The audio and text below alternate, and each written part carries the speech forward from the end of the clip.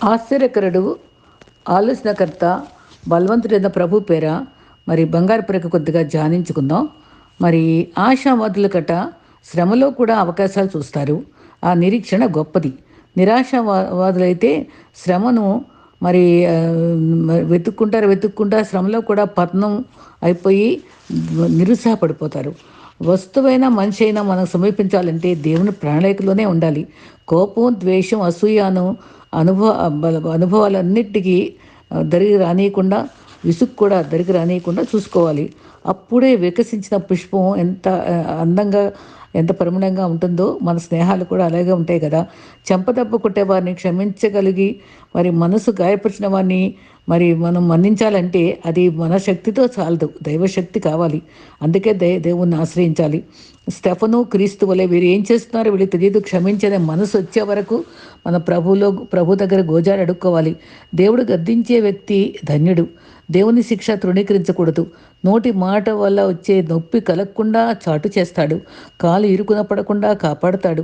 మన ఊపిరి ఆయన బహుమానం గనుక ఊపిరి ఉన్నంత వరకు సువార్త చెప్పాలి, ఊపిరి ఆగాక లెక్క చెప్పాలి. ఈ మాట నాకు చాలా ఆదర్శం. మరి మంచి భావాలు ఇచ్చేది పరిశుద్ధాత్ముడే. అవి ఊటవలే నిత్య నూతనంగా ఉంటాయి. వాటిని ఆహ్వానిస్తూ సాగిపోతే ఆనందంతో, తృప్తిగా, శాంతిగా జీవితాన్ని జీవిస్తాం. పరిశుద్ధాత్మ తోడుండాలంటే విజయాన్ని సాధిస్తాం. 12 మంది శిష్యులు బలహీనులైనప్పటికీ ప్రపంచాన్ని తలక్రిందులుగా చేయించలేదా? అటువంటి శక్తినిచ్చిన క్రీస్తే అపరిశుద్ధాత్ముడే మనలో ఉన్నాడు కనుక మనల్ని కూడా మరి ప్రయోజకుల్ని చేయడానికి సమర్థుడని మనం నమ్ముకోవాలి. అయితే ప్రభు వాక్యంలో మరి చక్కని భావాలు ఉన్నటువంటి ఈరోజు తలంపులు మనకి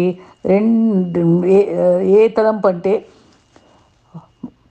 సక్సెస్ఫుల్గా ఎలా ఉండగలం, మరి ఉత్తమమైన వ్యక్తులుగా ఎలా ఉండగలం, ఈ 2 అనుభవాల్ని కలబోసి ధ్యానిద్దామండి. దానికి కీలవాక్యం దినవృత్తాంతములు ద్వితీయోపదేశకాండం 26:16 నుంచి 20 కొన్ని వచనాలు జ్ఞాపకం చేసుకుందాం. దానిలో యెహోవాయే నీకు దేవుడై ఉన్నాడు, నీవు ఆయన మార్గాలను నడిచి, ఆయన కట్టడలు, ఆజ్ఞలు, విధులు అనుసరించి ఆయన మాట విందునని ఆయనతో మాటిచ్చాను.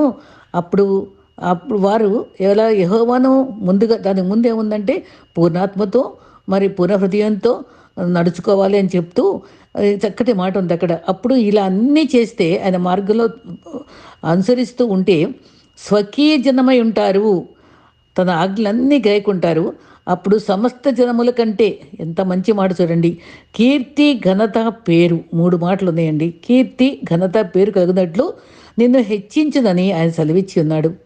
ఇంకా ఇంకా అంతే కదండి. ఇంకొక వాగ్దానం ఏంటి తెలుసా?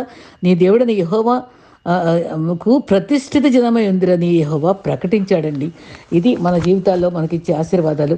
మరి ఈ అనుభవాల్లోనండి ఒక చిన్న ఎగ్జాంపుల్ ఒక ఆయన చెప్పుకోవాలి. ఏంటంటే చిన్న ఫ్లడ్లో కొంతమందిని బతికించి ఆయన కూడా పాపం ఫ్లడ్లో చనిపోతాడు, పరలోకంకి వెళ్తారట. అక్కడ నేను ఫ్లడ్లో అందరిని రక్షించి నేను ఇలాగా చనిపోయాను, వీర మరణం అని చెప్పి అక్కడ చెప్పాడట. ఇది కథ అండి. అయితే అందరూ ఏమో ఆహా వా వా వా వా అని అన్నారట. ఒక మూల ఒక ఆయన ఉండి అసలు ఉలకట్లా పలకట్లేదంట, ఏమి స్పందించలేదంట. ఎవరు ఆయనంటే నోవా గారంట. ఆ నోవా ఇంతకన్నా పెద్ద ఫ్లడ్ నేను చూసి దాటొచ్చానయ్యా అని చెప్పాడంట. అట్లా చిన్న కష్టాలు అంటే పెద్ద గీత చిన్న గీతలాగా మనకే కష్టాలు వచ్చాయి అనుకుంటాం కదండి, ఇంకా ఎంతోమంది ఎన్నో కష్టాల్లో ఉంటారు అనేది మనం గుర్తుపెట్టుకోవాలి. మనం ఉత్తమంగా సక్సెస్ఫుల్గా ఉండాలంటే మనం ఎలా ఉండాలి అనేది కూడా జ్ఞాపకం చేసుకోవాలి. తృప్తిగా ఉండాలి. ఆ హోదా డబ్బుతో కాదు, మరి ఎన్నో కార్యక్రమాలు చేస్తే కాదు, బడా నమ్మకమైన మంచిదాసులని మనం దేవునితో అనిపించుకోవాలంటానికి మరి దేవుడు ఎవరో ముందు తెలుసుకోవాలటండి. సక్సెస్ఫుల్ లైఫ్కి మనం ఎవరమో తెలుసుకోవాలి, దేవుని గురించి తెలుసుకోవాలి, అసలు మన స్థితి ఏంటో తెలుసుకోవాలి. అప్పుడు మన సక్సెస్ వస్తుంది. మరి రూఫస్ గారని ఒక సెమినార్లో చక్కటి మాటలు చెప్పారు. 5 డీతో వచ్చే మాటలతో చెప్తూ ఫస్ట్ డిజైన్. అది దేవుడు మనల్ని ముందుగానే జగత్ పునాది వేయక ముందే డిజైన్ చేశాడు. అంతేకాదు 139 కీర్తనలో మనం గర్భంలో పిండంగా ఉన్నప్పుడే చూశాడు. ఎ ఎముకలు ఎదగటం కూడా చూశాడు. పుట్టించిన విధానం అంతా ఆయనకు తెలుసు. అన్నిటికి సమయం ఉంటది. ఆ దేవుని చిత్తంలో జరిగేయన్నీ ఆయన డిజైన్ చేస్తాడు కాబట్టి మరి దయను, సత్యంను విడిచిపోనీయకూడదు. బహుప్రియుడవు అని దేవుని దగ్గర అనిపించుకునే స్థితిలో మనం ఉండాలి. రెండవదిగా డి డిజైన్ అయిపోయింది కదా. రెండవది డిజైర్ టు నో హిమ్. ఆ ప్రభువుని కనుక్కోవాలని ఆయన తపనతో ఆయన నామాన్ని ధ్యానించడానికి కానీ, మందిరంలో ఉండటానికి కానీ, దావీదు తప్పించిన రీతిగా, దుప్పి నీటి బాగుల కొరకు ఆశించిన రీతిగా, కావలివాడి కొరకు వేచి ఉండే రీతిగా, మరి ఆ భక్తులు ఉన్న రీతిగా మన జీవితాలు కూడా ఉండాలి. గల్తీ 4:9 to be formed in the image of ఆయన స్వరూపంలోకి మారడానికి డిజైర్ టు నో హిమ్. ఆయన స్వరూపంలో మారటానికి కూడా మనం ఇష్టపడే వాళ్ళంగా ఉండాలి. ఈ రీతిగా మన జీవితాన్ని సరిచేసుకోవాలి.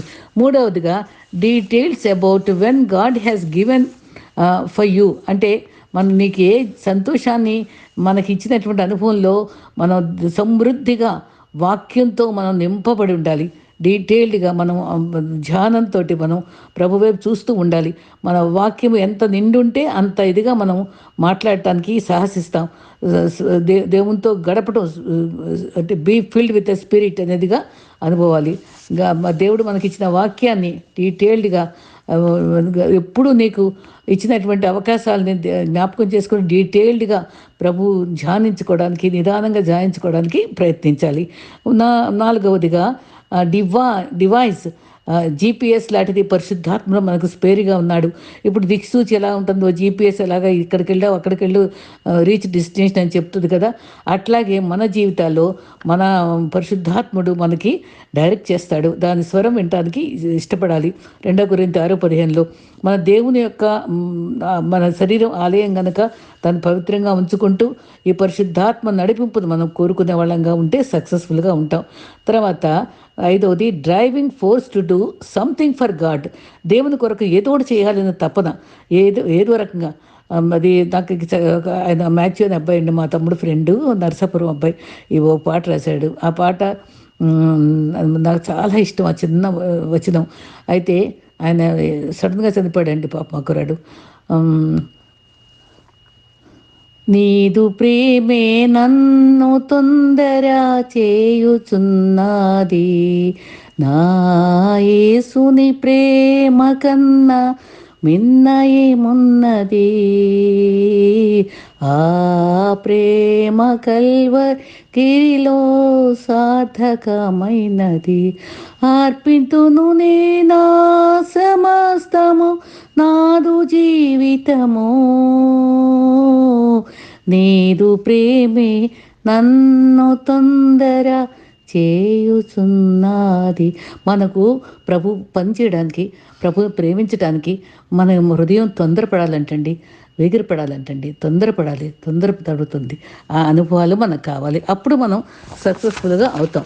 అయితే మనుషులు జీవితాల్లో మరి ఎలాగా ఏం చేయాలి అనేది, మరి ఉత్తమమైన జీవితం జీవించాలని అందరికీ ఉంటుంది. మీకా 6:68 చక్కటి మాట, 6వ అధ్యాయంలో ఈ మాట ఉందండి. 6వ వచనం, ఏది ఉత్తమమో నీకు తెలుసు, ఏది ఉత్తమమో మనుషుడా అని చెప్పాడండి. న్యాయంగా నడుచుకోవాలి 1, కనికరమును ప్రేమించాలి 2, దీన మనసు కలిగి నీ దేవుని ఎదుట ప్రవర్తించాలి. చూసారా, న్యాయంగా నడుచుకోవాలి, కనికరాన్ని ప్రేమించాలి, దీన మనసు కలిగి ఉండాలి. ఇదండి మోటివ్స్. అయితే మరి అక్కడ దాని కింద భాగంలో అంటాడు కదా, నిన్ను చాలా ప్రేమిస్తున్నా ప్రభువా, వేలాది నదులంత విస్తార జలం నీకు ఇవ్వనా, గర్భఫలం ఇవ్వనా, ఏది ఇవ్వనా నీకు నైవేద్యంగా అని అడుగుతూ, నిజంగానండి మనం ఏది ఇస్తే సరిపోద్దండి. ఏ స్థితికైనా సరే మరి బెటర్ లైఫ్ మనం ఉండాలి అంటే మనం ఏది ఉత్తమం మనం తెలుసుకుని ఉండాలి. దేవుడు క్రీస్తు జీవించాడు. మరి ఏది ఉత్తమమైన అనుభవం, మరి అది మనం ఉత్తమంగా ఉండటానికి మనం ఒకప్పుడు రష్యా వాళ్ళందరూ కూడా నాస్తికులుగా ఉండేవాళ్ళు. తర్వాత మైకేల్ గోర్బచేవ్ ఒక ఆయన ప్రభు నమ్ముకున్నారటండి. అప్పుడు ఆయన ఒక మాట, ఆ పద్ధతులకి అక్కడ ఒక మాట వచ్చిందంటండి, దేవుని వైపు పైకి చూడకు మెడనొప్పి వస్తుంది, మనిషిని నమ్ముకో అనేవాళ్ళట వాళ్ళు ఆ రోజుల్లో. కాదండి మనమైతే ఇప్పుడు పైకి చూడాలి అంటాం, అదంటే ప్రభు వైపు చూడాలి అని మనం అడుగుతాం.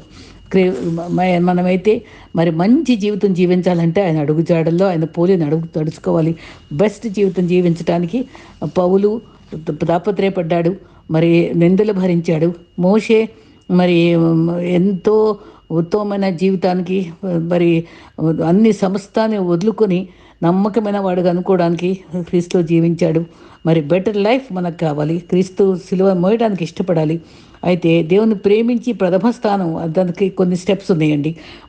మొదటి మెట్టు ఏంటంటే దేవుణ్ణి ప్రేమించటం. మత్తయి 22:37 ఇందాకే చెప్పుకున్నాం, పూర్ణ హృదయంతో ద్వితీయోపదేశకాండంలో మళ్ళీ అదే మాట వచ్చిందండి. ఇక్కడ డిఫరెంట్ ఆదర్సే కానీ ప్రతి మాట సేమ్.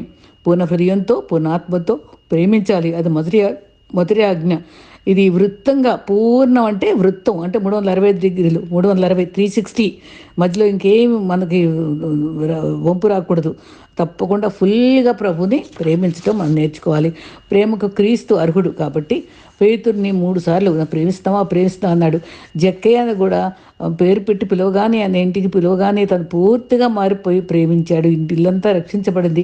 మరి చేపలు పెట్టుకోవడానికి పేతురు వెళ్ళినప్పుడు అప్పుడు ఎంతో మరి అన్నీ వదిలిపెట్టుకున్న తర్వాత ఆయన వెంబడిస్తూ ప్రేమించాడు.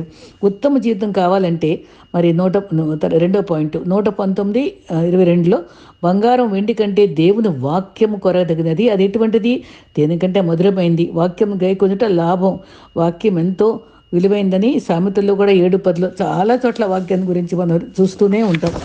అయితే మన జీవితాల్లో మనం ఎంతో శ్రద్ధతో జాగ్రత్తతోనూ మన జీవితాన్ని విలువగా గడపటానికి నేర్చుకోవాలి. 3వ పాయింట్ భక్తిహీనుల కంటే దేవుని బిడ్డలతో నివసించుట ఆశీర్వాదకరంగా ఉంటుంది, అది ఉత్తమ జీవితం.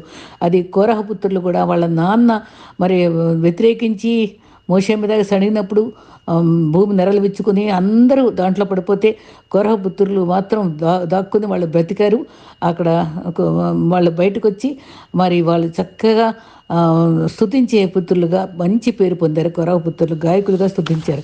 మరి ఆ రకంగా దేవుని సన్నిధిలో దేవుని బిడ్డలతో ఉండటం, దుష్టుల సహవాసం లేకుండా ఉండటం, ఒకటిలాగా దూరపరుచుకొని ప్రత్యేకించుకోవడం, అది మనకి ఉత్తమమైన జీవితం జీవించడానికి ఒక మూలకం. ఇంకొకటి అల్పకాల భోగం అనుభవించడానికి తాపత్రయపడక, తాత్కాలిక సుఖాలకు చూసుకోక శాశ్వతమైన భాగ్యం కోసం మనం తాపత్రయపడాలి, శ్రమలు భరించాలి. మరి మోషే చూశారు కదా ఎంత ఉత్తమమైనదని ఎన్నుకున్నాడు.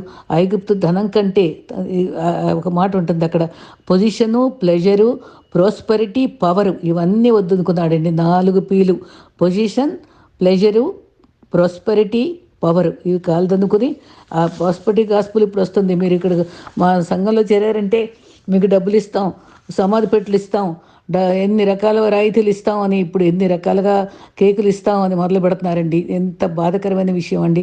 ఇది ప్రాస్పరిటీ గాస్పుల్ కాదండి, శ్రమలతో కూడిన సిలువ భారం. ఇది మనం మోసుకుని అంటే సామాన్యమటండి. నిజ క్రైస్తవుడిగా జీవించుట సామాన్యమటండి. ఎన్ని రకాలుగా మనం నలిగిపోవాలి అని ఒక భక్తుడు పాట పాడాడు. నిజమండి, మనం జాగ్రత్తగా మన విశ్వాస జీవితం కొనసాగించుకుని నిత్యత్వం చేరాలి. మోసపోపరిచే వాళ్ళు ఎక్కువ మంది ఉంటారు.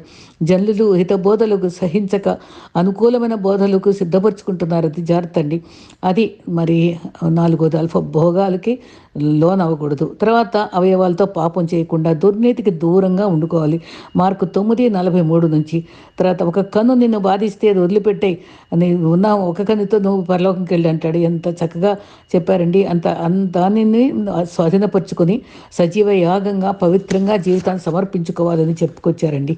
ఆ తర్వాత మన అది 5వదిగా 118:9 మనుషులను ఆశ్రయించద్దు, దేవుని సహాయం కోరు. మరి యెహోషాపాతు రాజు, యోసేపు, దావీదు, దానియేలు వీళ్ళు ఎవరి సహాయంతో యుద్ధాలు చేశారండి, జయించారండి, అధిక స్థానాన్ని పొందారండి? దేవుని వైపే చూశారు. ఆ దేవుని ఆశ్రయించగానే వాళ్ళ గొప్ప స్థానంలో ప్రభు ఘనపరుచుకున్నాడు. ఉత్తమ జీవితం జీవించారు. కాబట్టి మనం కూడా లోకాశలకు లోను కాకుండా ఉత్తమమైనటువంటి జీవితం జీవించడానికి కోరుకోవాలి, ప్రయత్నించాలి, తగ్గించుకోవాలి, శ్రమించాలి. పుచ్చుకున్నట కంటే ఏడవదిగా పుచ్చుకొనుట కంటే ఇచ్చుట ధన్యం. పుచ్చుకొనుట కంటే మనం ఇతరులకు ఇచ్చిందే మనకెంతో ఉపయోగకరం. పుచ్చుకొనుట కంటే ఇచ్చుట ధన్యం అని బైబిల్‌లో చెప్పబడింది. మనం ఇవ్వడంలో పరలోక వారసులుగా ఉండాలంటే భూమిపై కూడా ప్రజల్ని మనం సిద్ధపరిచేయడానికి అవకాశాలు ప్రభువు ఇస్తాడు మనకి. మరి సామెతలు 14:24లో మరి ఔదార్యం కలవారు పుష్టి నొందుదురు అనే మాట కూడా ఉంది. తర్వాత బైబిల్‌లో ఇచ్చిన వాళ్ళు పేద విధవరాలు ఇచ్చిన కానుకను దేవుడు గుర్తించాడు, అభినందించాడు. 5 రొట్టెలు చిన్న చేపలు ఆ అబ్బాయి పేరు లేదు, ఊరు లేదు. ఆంద్రేయ మాత్రం ఆ అబ్బాయిని గుర్తించి తెచ్చాడు. అది గుర్తుంచుకున్నారు. అయితే ఆ అబ్బాయి త్యాగం ఎంతో గొప్పది. అది ఎంతో మందికి ఆశీర్వాదకరంగా ఉన్నది చిన్నదైనా. తర్వాత సంఘాన్ని ప్రేమించాలి, మనం సేవకులను ప్రేమించాలి, పరిచర్లో పాల్గొనాలి. మరి కొంచెం పిండిన సారిపతి విధవరాలు పక్షంగా ఆ చిన్న అప్పు ఇష్టపూర్వకంగా ఇచ్చిందండి. ఇచ్చిందని మనం ఇచ్చింది ఏ మనసుతో ఇస్తున్నామో కూడా మనం దేవుడు చూస్తాడండి. అది ఇచ్చిన దాన్ని బట్టి ఆవిడ పోషింపబడింది, ఆశీర్వదించబడింది. ఈ ఈ పాయింట్స్ అన్నీ మనం గుర్తుపెట్టుకోగలిగితే ఉత్తమమైన జీవితం జీవించడానికి ప్రభు మనకు స్ఫూర్తిస్తాడు. మన ఉత్తమమైన క్రైస్తవులంగా ఈ లోకంలో గౌరవించబడతాం. అక్కడ ప్రభువు కూడా బలా నమ్మకమైన మంచి దాసురాలా అని ప్రశంసిస్తూ మనకి ఇవ్వబడిన రివార్డ్స్ అన్నీ మనకిస్తాడు. మనల్ని గుర్తుంచుకుంటాడు. కాబట్టి ఉన్న ఒక్క జీవితాన్ని అటీపిటీగా నిర్లక్ష్యంగా మరి హరీడ్గా గడిపేయకుండా సిస్టమేటిక్గా ప్లాన్డ్గా మరి సక్సెస్ఫుల్ జీవితం జీవించడానికి, ఉత్తమమైన జీవితం జీవించడానికి ప్రభు మనల్ని అందరినీ సిద్ధపరచుగాక. ఆమేన్.